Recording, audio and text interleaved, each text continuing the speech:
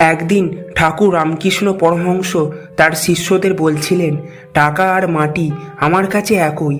শিষ্যরা এটা শুনে একটু সন্দেহ করল। তারা ভাবল, সত্যি কি গুরুদেবের কাছে টাকা আর মাটির কোনো পার্থক্য নেই? তখন এক শিষ্য গোপনে তার বিছানার নিচে একটি রূপোর মুদ্রা রেখে দিল।